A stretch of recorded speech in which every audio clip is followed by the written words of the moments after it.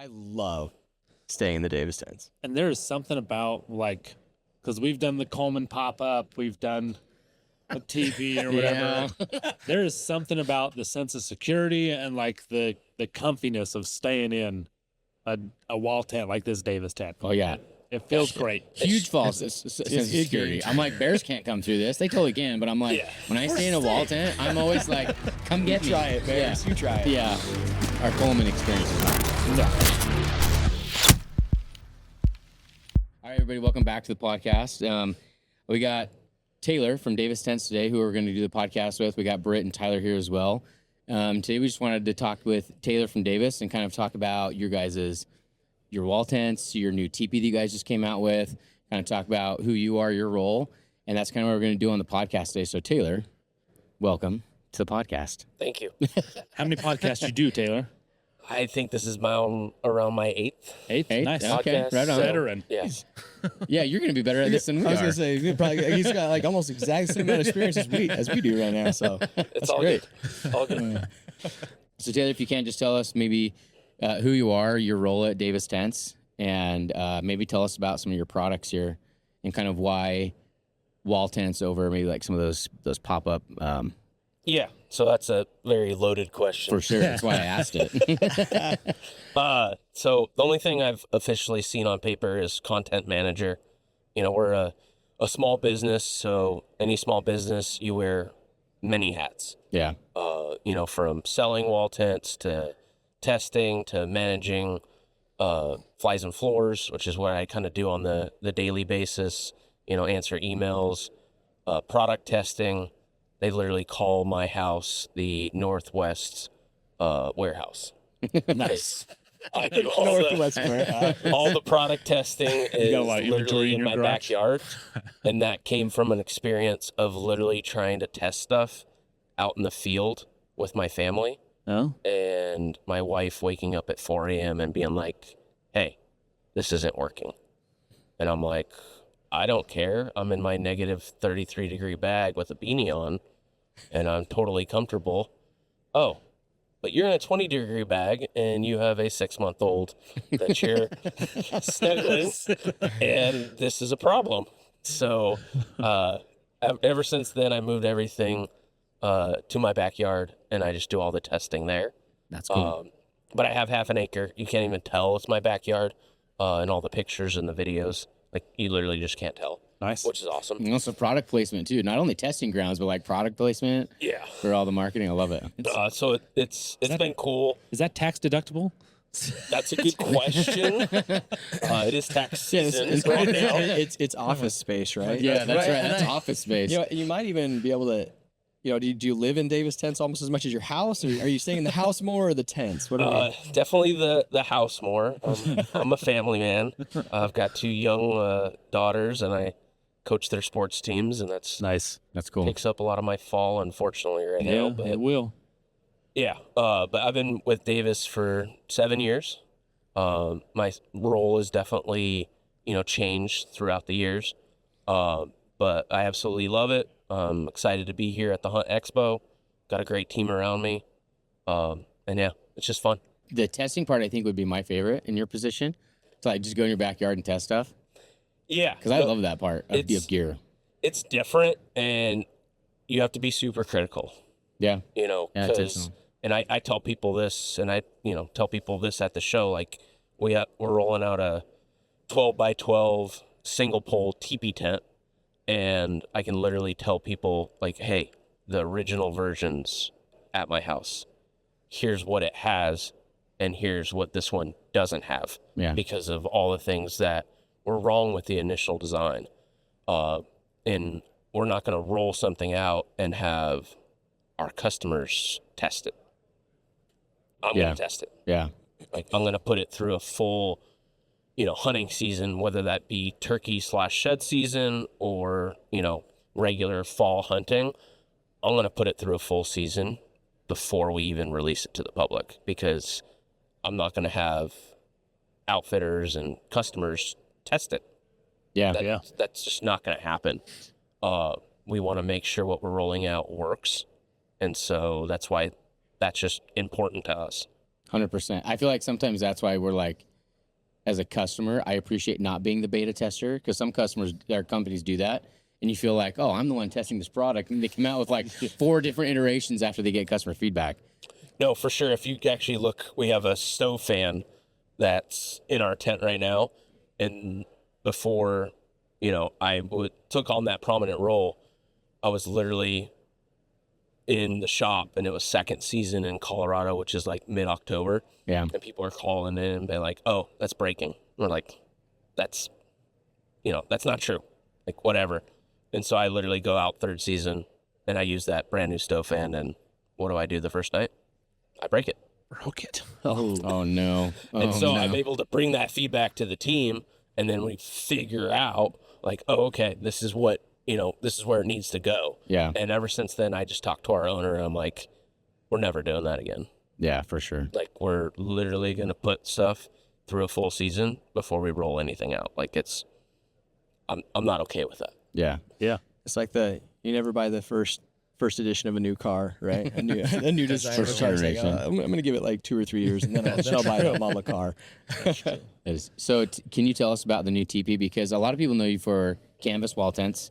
So let's hear about this new teepee, because it's if you're watching the podcast video right now, you Might be able to see the corner of it back there. it's a canvas teepee. So can you kind of tell us how it came to be, the thought process behind it, and what's kind of unique about it and its features? Yeah, it's kind of a cool story. So at the very end of every year, we're like, okay, what new products are we going to focus on?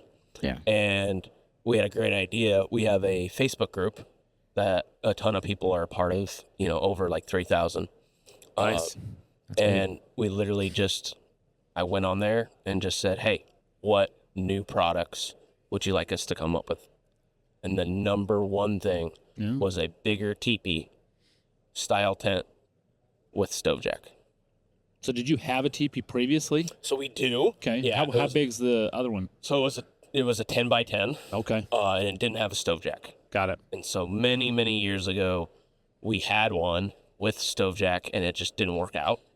And I found out why, because I did all the testing in my backyard. So I was I need literally pictures of this backyard. I was You see literally 'em. told by my production manager, burn this to the ground.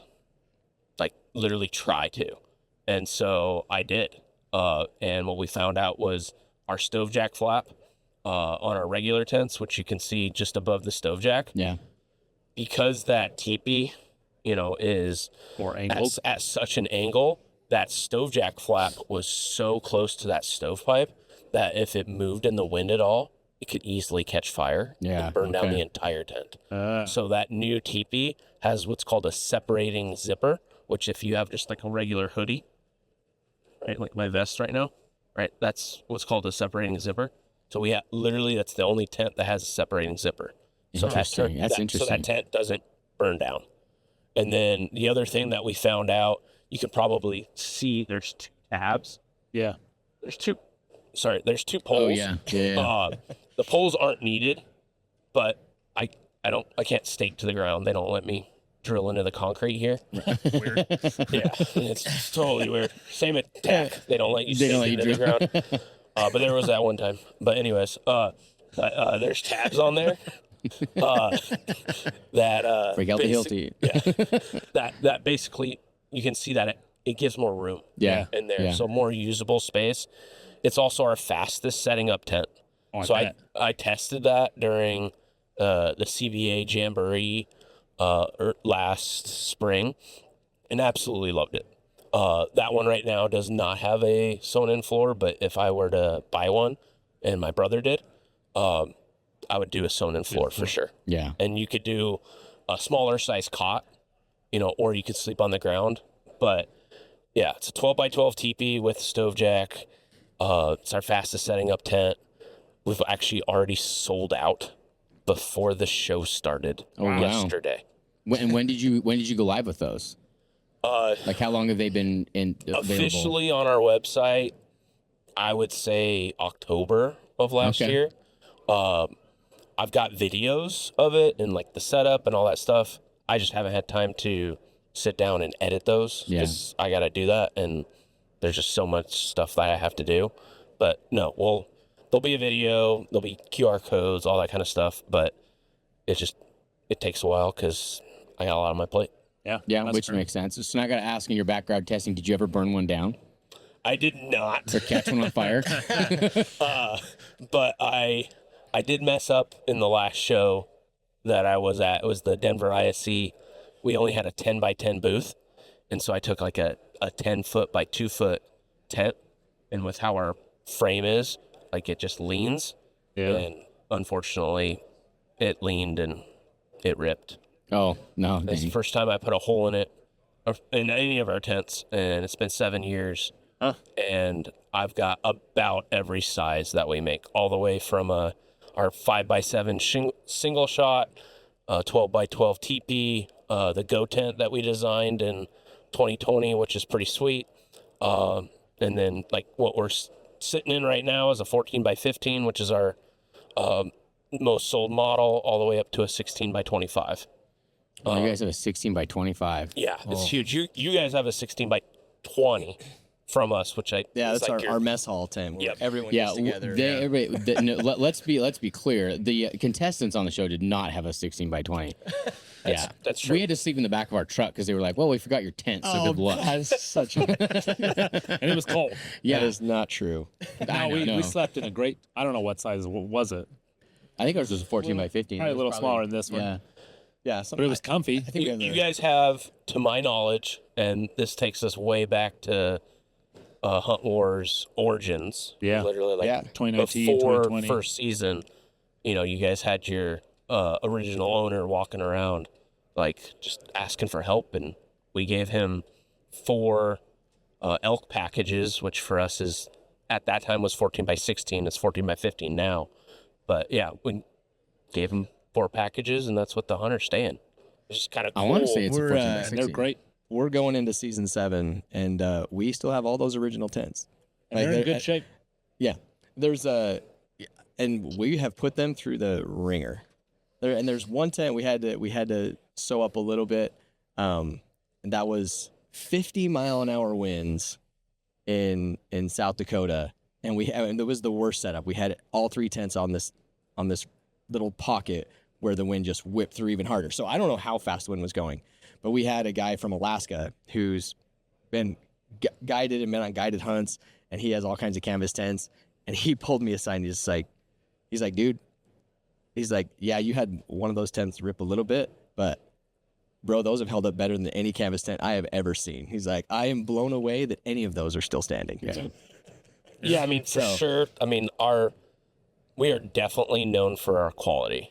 Yeah. And And then also, like, those tents are 6 years old at that point. Yeah. And And And being used heavily 4 used. weeks a year Yeah. minimum. on multiple hunts every year, Across the taking up, West, setting yeah. down.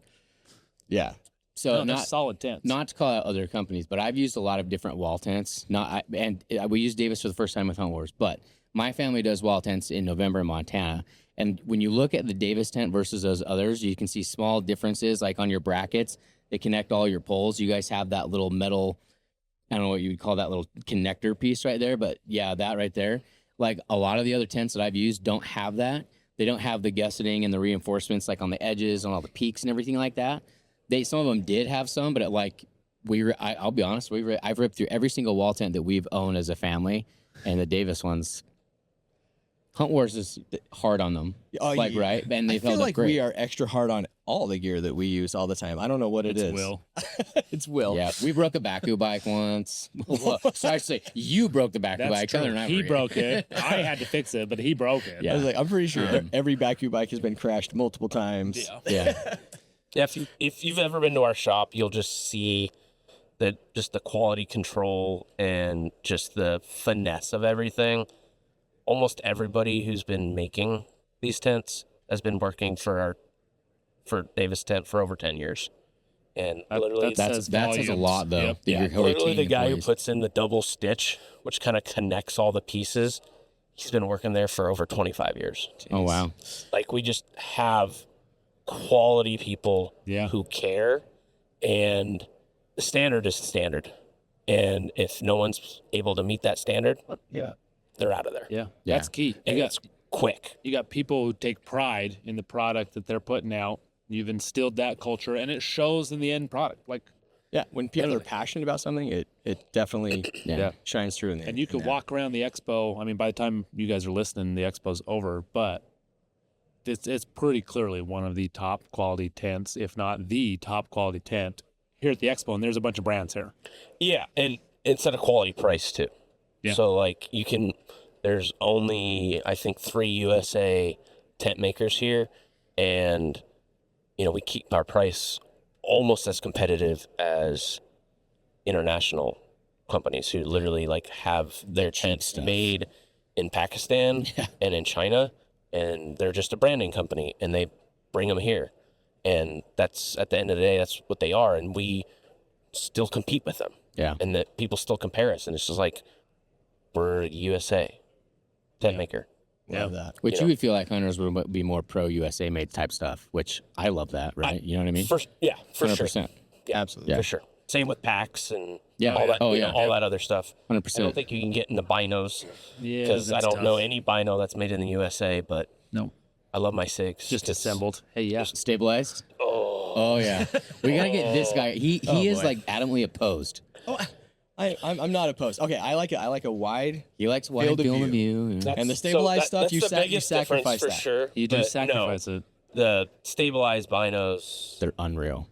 game changer. Yeah. I can think of 2 deer I would not have seen this year without stabilized binos. I don't know. I still need to be sold on it. I don't know. Maybe we need to do a podcast with Sid. You know, but here's the other thing too, though. Taylor is he's probably not sold on because he films nowadays.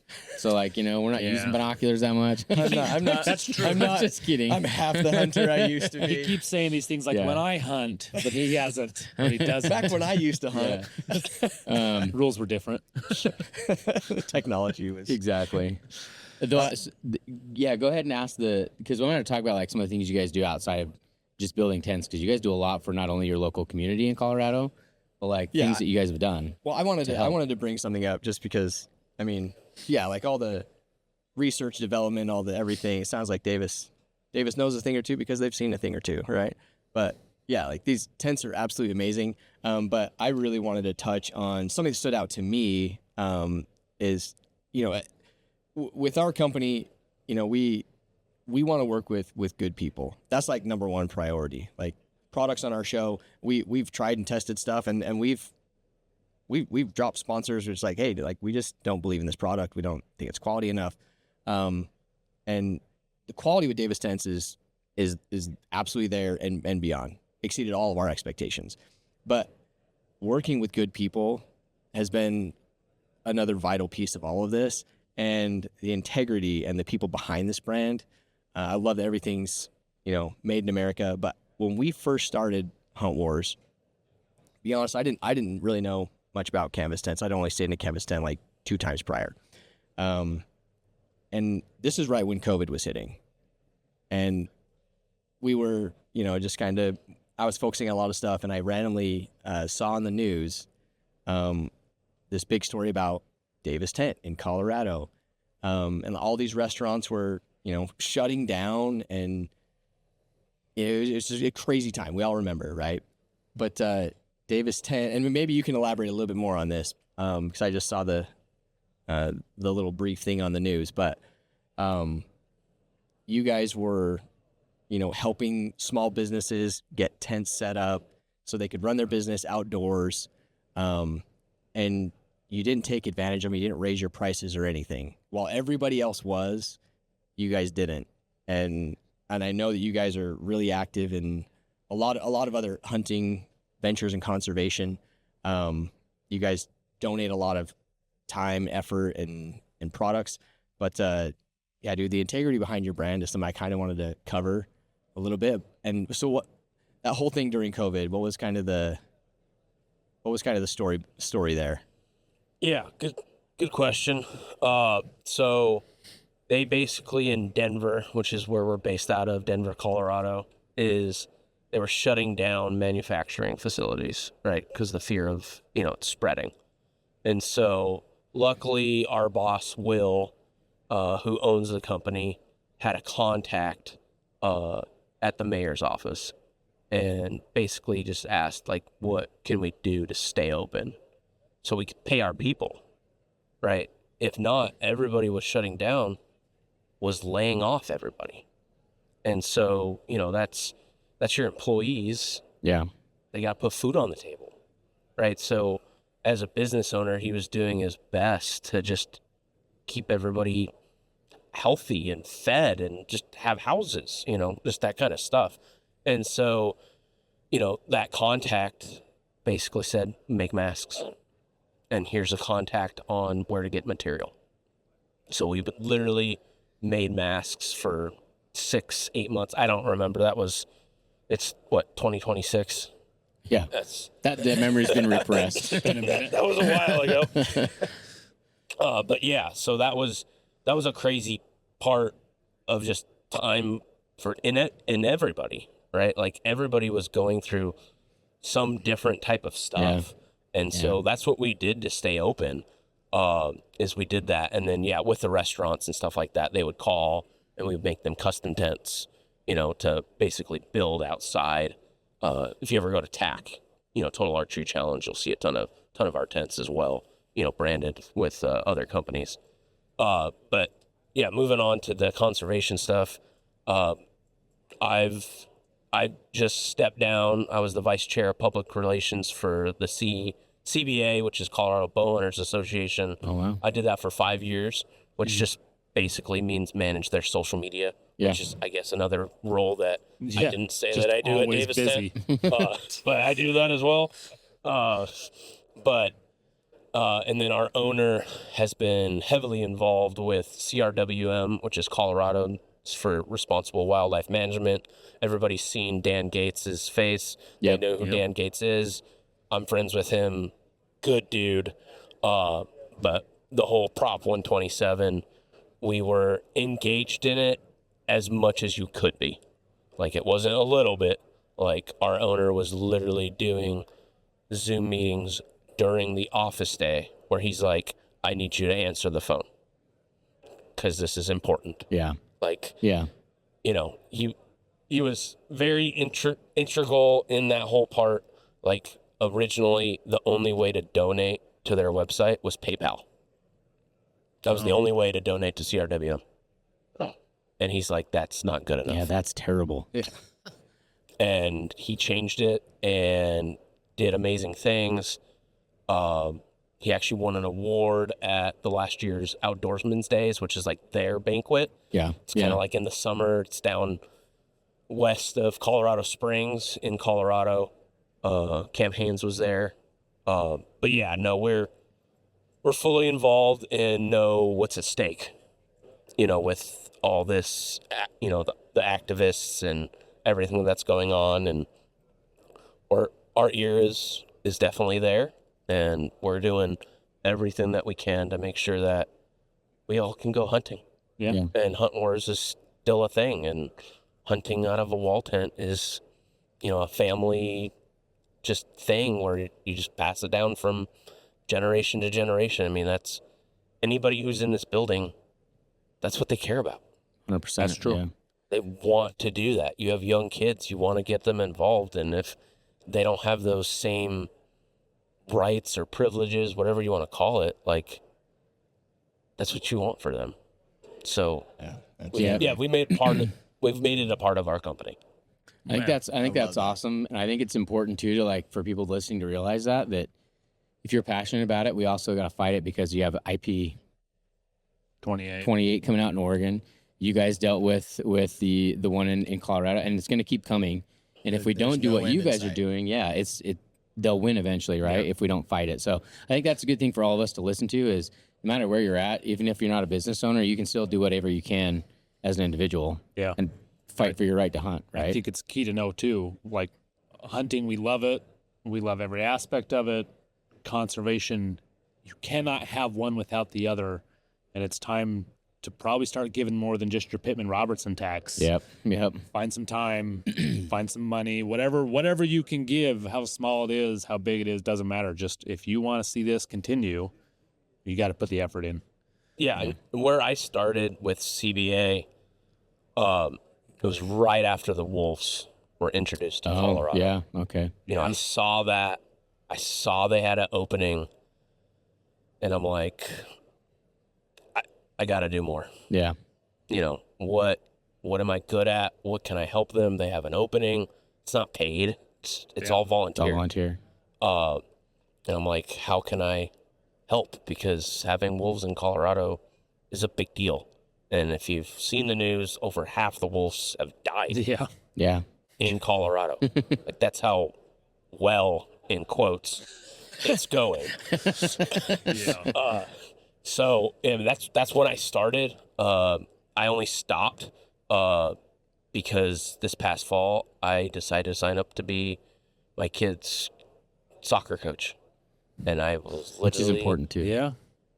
gone every single weekend from like middle of August, and I didn't even know this when I signed up, to Halloween.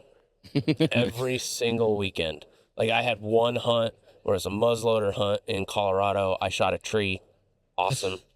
Thanks for those 3 sets of branches. But I literally left work on Friday, set up a 14 by 20 wall tent, which is the next size up from what we're in, with 2 buddies who are out of state. And then I woke up at the same time they did. Guess what they got to do? They got to go hunting. You know what I got to do? Drive 3 hours to my house, take a shower, and coach a kid's soccer game. Like, that's just, you But know, that's important. Yeah. it is, you know, You only have so many years that you can do that kind of stuff with your kids. yeah. So And I'm their indoor soccer coach right now. I did miss a game on Wednesday because I was here. Yeah. But it's just kind of is what it is. It's work, right? I'm in charge of this show. I've been here since Monday. I got to drive 65 miles an hour from Denver to here, That's rough. 35 miles an hour up Vail Pass because my U-Haul was so loaded down. So I'm looking to sell products so I don't have to do that on the way home. Wants to get home a little faster. If you go more than 35 up those When hills. you're being passed by semis, you know that's a problem. That's a little degrading, right? You're like, oh man. these guys again. Yeah.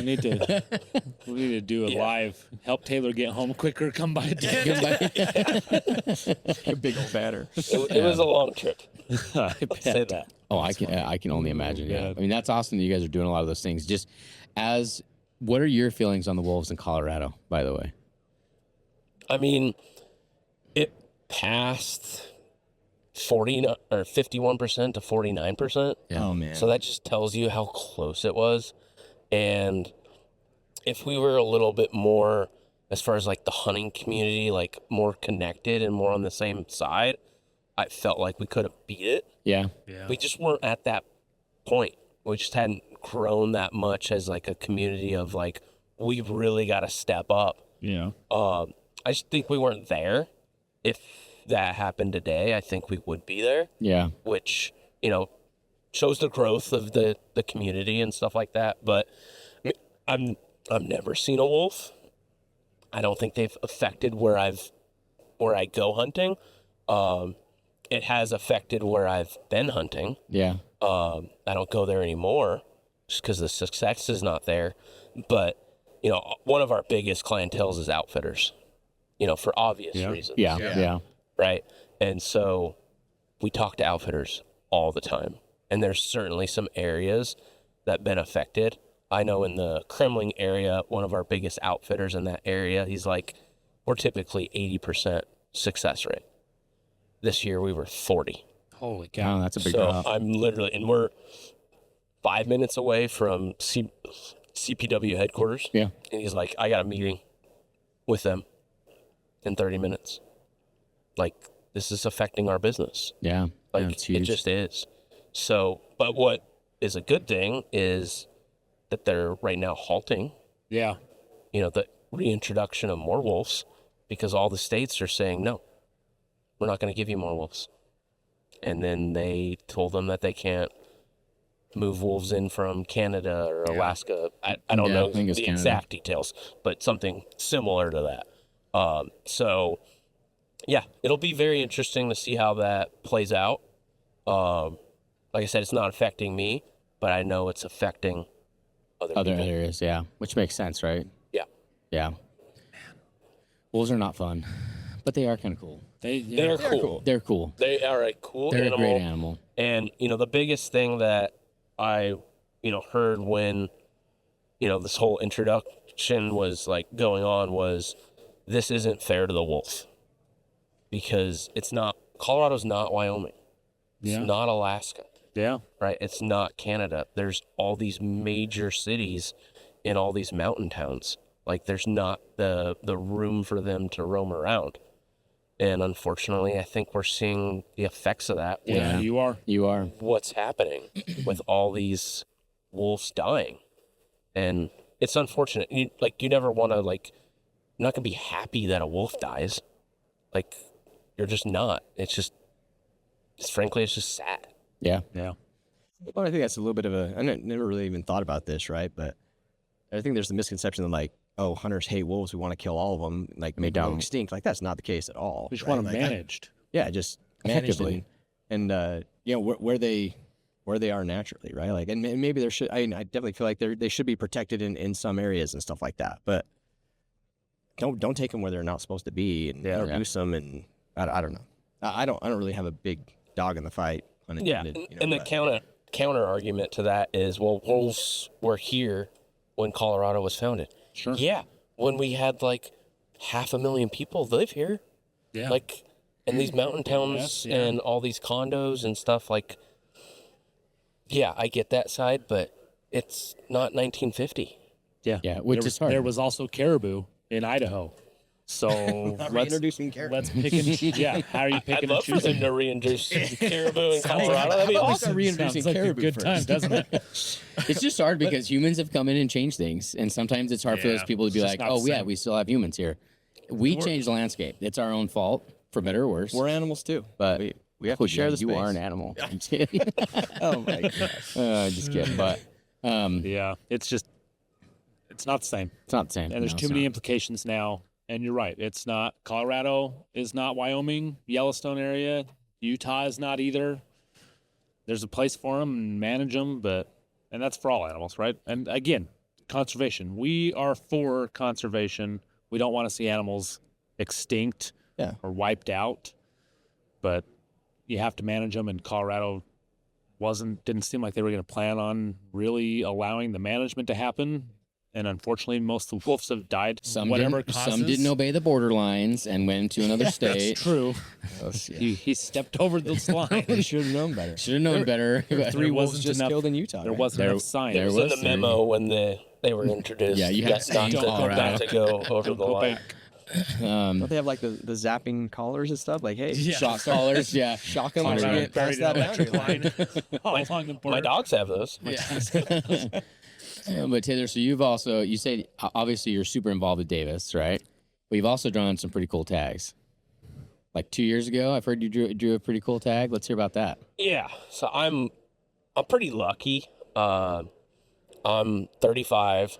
When I first got a paycheck is when I started putting in points for both my wife and myself for the big three Nice. in Colorado. And the big three in Colorado is mountain goat, bighorn sheep, and moose. So, Yeah. as a resident of Colorado, you can put in for each of those?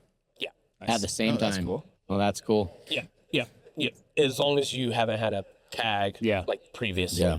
Which goat and moose is very interesting. And I even talked to the people that are in charge, and they're just like, huh, that's weird. But anyways, so luckily, about 40 years ago, my wife was able to draw a cow moose Oh, right. tag. And that was the same year after I invested multiple mortgage payments into a hunting rifle. Nice. When I say multiple, it's multiple. Is it a brand that's here? It's a brand that's here. I actually like grew a up with the few guys this who do it. It's Viking Armament. If you Oh, yeah. Okay. guys are familiar. I am. Great rifle. Got We a are. 6.5 PRC. Solid. Because if you're going to invest that much, I want something that my wife, who's 5'1" and 100 pounds soaking wet, we'll be able to shoot. Yeah, absolutely. And I got 2 little girls too. So we're clear. I think he almost said smoking hot. Is what he was going to She say. is smoking hot. So just So shout out to pictures to whoever his verify. wife is. Yeah. Yeah, No, shout out I- Taylor's wife. You were here. You've been Everybody here. stay off Taylor's. That's because he's going to be here on Valentine's Exactly. Day. So Yeah, you got to say he's that. thinking of you. What's her name? Sasha. Sasha, he's thinking of you. Yeah. I certainly outkicked my coverage. Good for you. If that makes sense. Yeah, everyone thinks I have a cool job, but she's amazing. She's a data manager for all of CVS. Oh, wow. cool. That is Works cool. from home, kills it. She's amazing.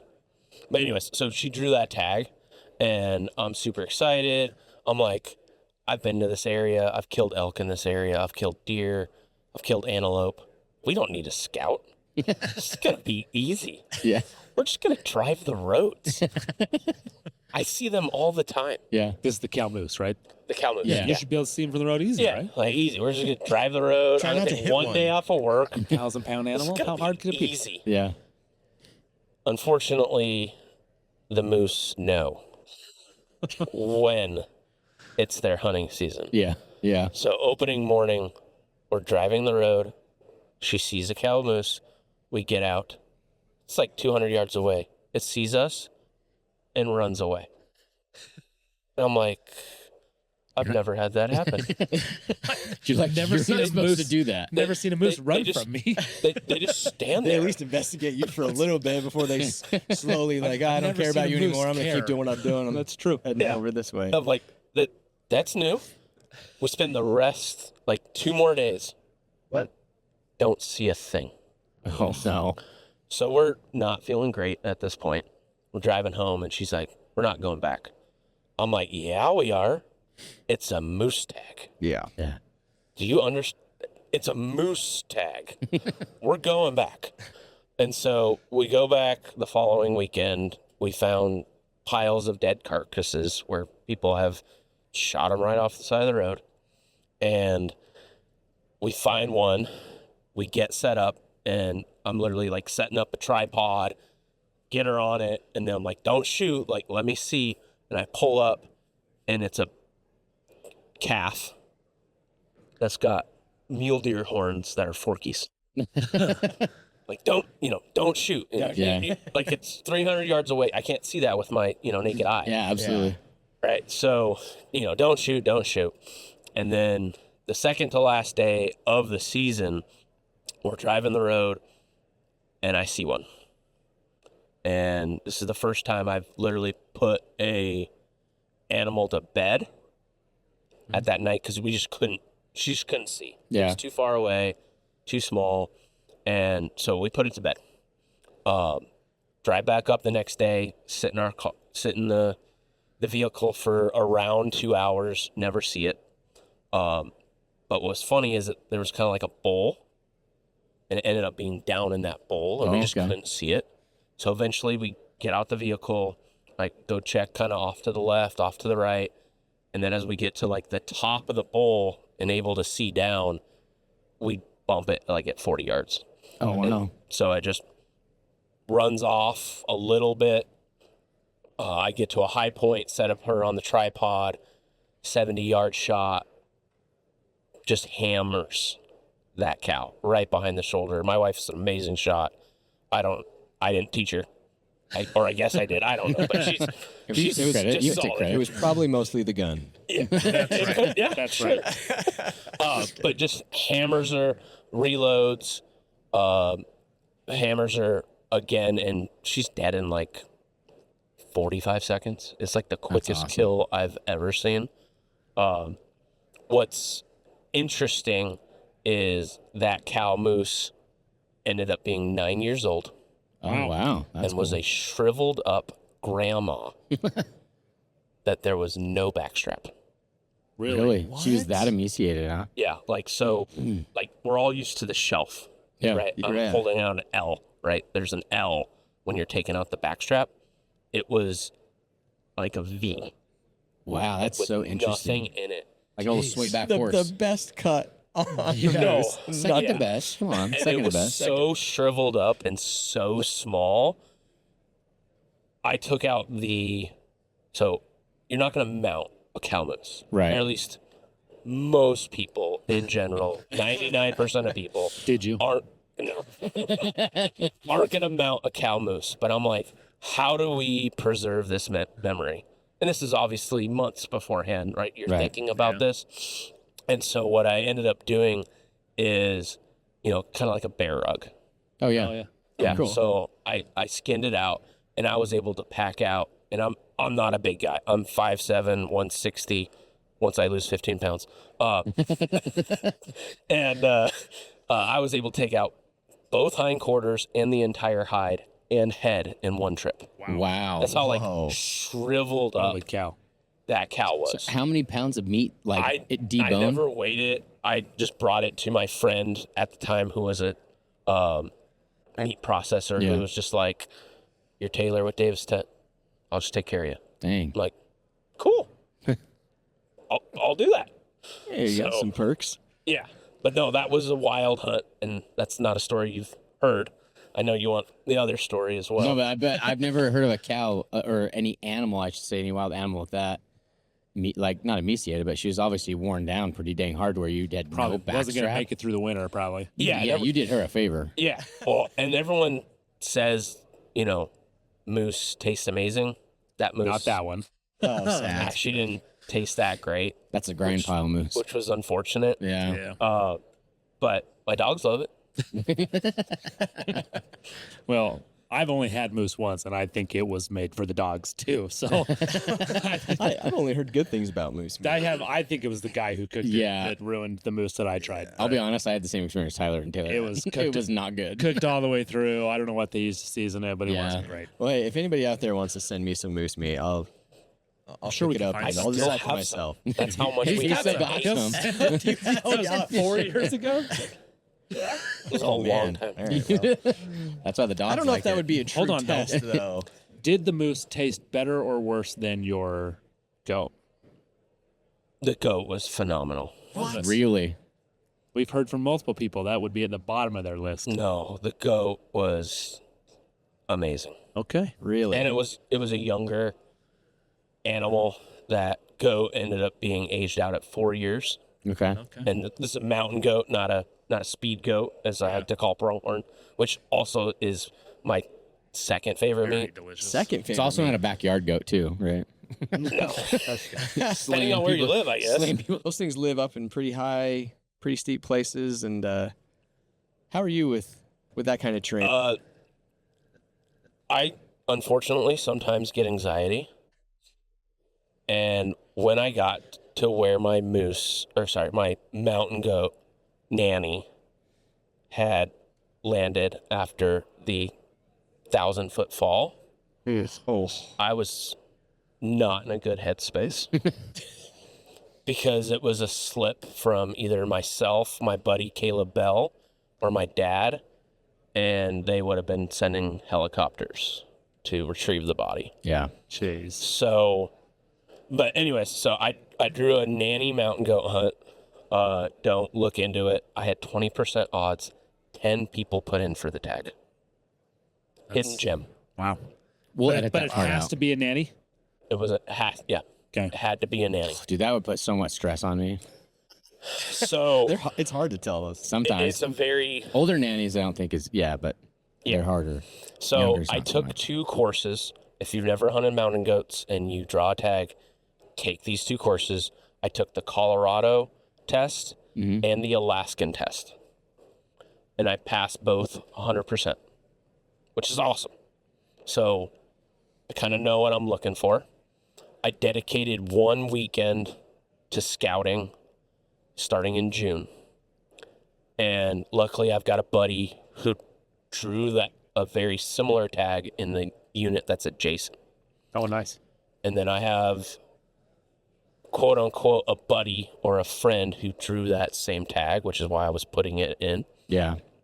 And so I went there to that unit and I talked to my buddy and he's like, go here. I'm like, what about where this guy killed? No, go here. Go here. I'm like, okay. So I go to that same spot every single, 1 weekend a month up until leading the season, and they're always there. They're in this basin. They've always been there. I'm like, cool. I know where I'm going to go. Yeah. So I get my dad and my buddy Caleb, and the day before opening, we're literally at the spot. We're like, okay, if they're in these, just below these cliffs, easy 150-yard shot. We get there half hour before shooting light. It's freezing. We're cold. We're shivering, all the stuff. And then right at opening light, there's a mountain goat, 150 yards right below the cliffs.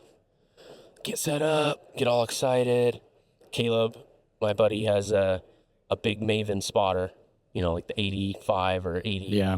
And you really have to have one of those big spotters with a mountain goat tag. You just do, because it's so hard to tell. And he, after looking at it for a few minutes, like, I want it to be a nanny, but it's not. So we obviously had to pass that because I don't want to shoot a tag or an animal that I don't have a tag for. 100%. That'd be a major problem. And so, but we can still see other mountain goats, but they're up in these cliffs. And so what we should have done is waited another day and wait for them to migrate down below the cliffs. That's what we should have done, but we didn't. So Got trigger happy. Yeah. Just kidding. Just kidding. So we ended up making our way like to the base of the cliffs for like a 500-yard shot. Okay. And ended up finding a group of nannies. There was 3 nannies and 2 kids. And then I ended up shooting the youngest of the nannies. And when the last shot hit, it just dropped and just tumbled down the mountain. Oh, no. Halfway down the mountain, stopped. We can see it. We're like, sweet. That's awesome. We can get there. And then for some reason, it just starts sliding again. And then it goes out of sight. And as far as the pack out, there's one way to get up in the cliffs. And so you're on X, you're doing your tracker because you got to follow the way back. Yeah. If not, 100%. you'll be cliffed out. And I've been cliffed out and still have a sore ankle from one trip where I had to drop my pack and fell down the mountain. But yeah, we got there, we took care of the meat, all the stuff. I started feeling great when we got out the cliffs. That's when I That's fair. started to get happy. Celebrate And a little more. we left all the heavy stuff back where I shot. Like Oh, yeah. You don't want any the of that. gun, the spotter, the tripod, all that stuff we left down there because in those, just in the cliffs, if you've ever been goat or sheep hunting, like it's just terrain that's just not fun to deal with. It's not forgiving. No. Yeah. And, if you've never used trekking poles in your life and you call them sissy sticks, I don't care. Yeah. Oh, yeah. I take those every day. Like they're a game changer, in everyday hunting, but like especially when it comes to, sheep and goat hunting. Yeah. Like it's just key. Well, Like everybody wants to live. That's what it comes down to. Like bring your trekking poles. Like it's that important. Dude, 1,000 any feet. extra leverage is going to help out a lot. No That steep stuff. Yeah, that's insane. That's an awesome story, and we appreciate your time. We can probably no one else can hear it, but the roar of the crowds is slowly building outside the tent walls here. For sure. Here at the expo. You got to tell us where's other than expos and show season. I'm sure it's a busy time of year. Where can people find Davis Tents? We have a shop that runs Monday through Friday, 8 to 4:30. You can call. Everybody who answers the phone is a tent expert, is what we say. People like me who have stayed in tents, been on hunts, tested the gear, all that stuff. It's a family-run operation. Nice. I'm the only one that's not in the family. I'm just kind of the person who hunts too much, who's found a cool role and able to. You're adopted at this point. Yeah, you're adopted. Yeah, people say I'm like, oh, you're Will's son. I'm like, I'm not, but I kind of feel like it sometimes. So, but yeah, we're, davistent.com. We're on Instagram. We're on Facebook. We're on Threads. Is that even a thing? But yeah, no, we're on Threads. I think, yeah. We have it. For some people, it is. Yeah. But yeah, so we're always available. We make awesome canvas tents that, as these guys have said, hold up over the test of time. It's kind of funny. Before I became a Davis Tent employee, the year before I became a Davis Tent owner, I was like 22 years old. I'm like, I'm tired of spending money at hotel rooms. So I'll just invest in a wall tent, and after 1 year of hunting, I'll break even. Paid for, yeah. And that's what I did. And it was hilarious because that wall tent was not at all similar to like our standard stuff. Yeah. So, but it was a 30-year-old tent. And it still worked great. And a year later, I sold it to a buddy, and I stay in that second season camp with him every year.